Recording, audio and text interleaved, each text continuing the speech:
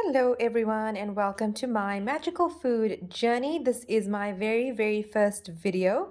Please forgive me for any of my mistakes. I am still very new at this and I'm learning every day. So if you could please bear with me, I know my videos will get better with time. But today we are going to make a very simple recipe. It is a vegetarian recipe and it's actually the first recipe that I had learned as an 11-year-old. It's the first time I ever cooked and it is baked beans chutney. So it's very simple ingredients and it is quick and easy. So I've got some diced onions here. I prefer to have my onions small. I hate nothing more than to be seeing chunks of onions and tomato in my food. So there you go, that's a bit of diced onions. I have added some bird's eye chili. However, that is absolutely up to your taste. If you don't like the chili, you can leave it out. It is optional. Now over here I've got 2 small grated tomatoes. I do buy my tomatoes in bulk, so I liquidize and freeze them in little containers and use them as I need. So that will be 2 small tomatoes. Obviously a can of baked beans. We have some Kashmiri chili powder, Kashmiri Masala, salt to your taste, curry leaf, as well as some Dhania or Coriander and shallot for garnishing. I will add some more frozen Dhania a bit later, and we're also going to need some sunflower oil.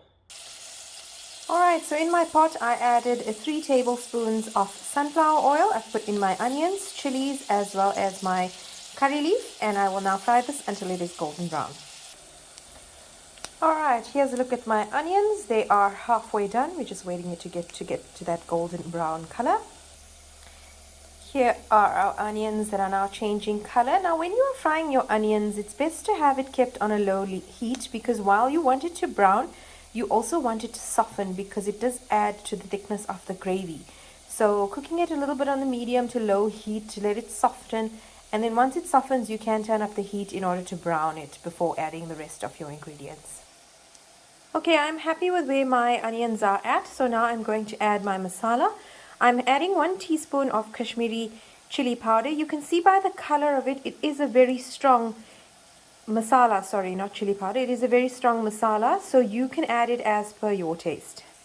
Okay, so now comes the Kashmiri Chillie Powder, and mine is the extra hot chili powder. As you can see the lovely color there. So I'm going to add that in, and you can add it as per your taste as well. Just an ingredient I forgot to mention at the beginning is turmeric. So I'm literally putting a pinch of turmeric because we don't like yellow fingers here.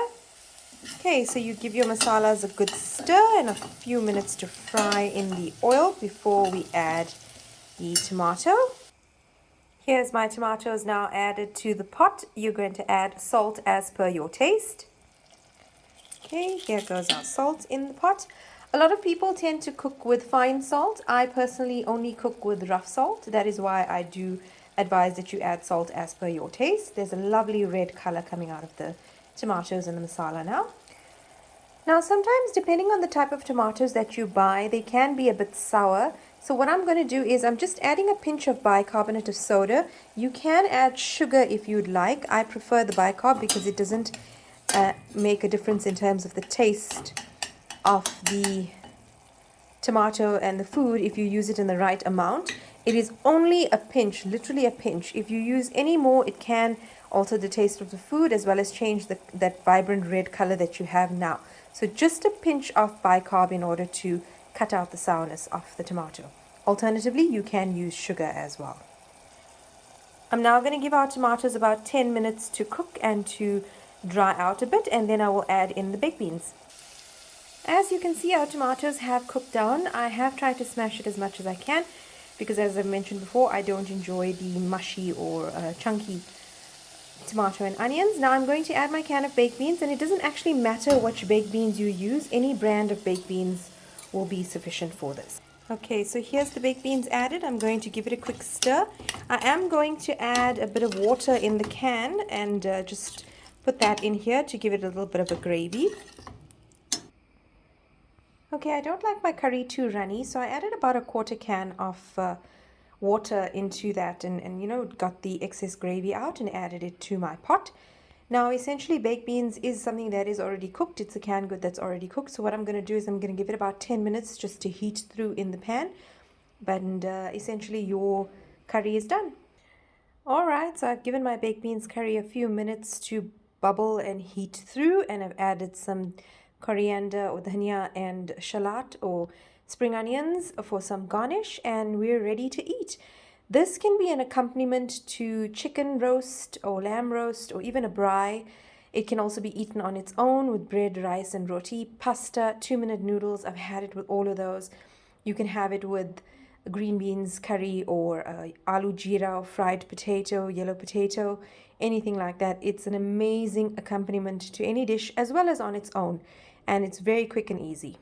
Thank you for watching, and please forgive any mistakes that I have made in my video. I will try and get better as I go on. Thank you so much.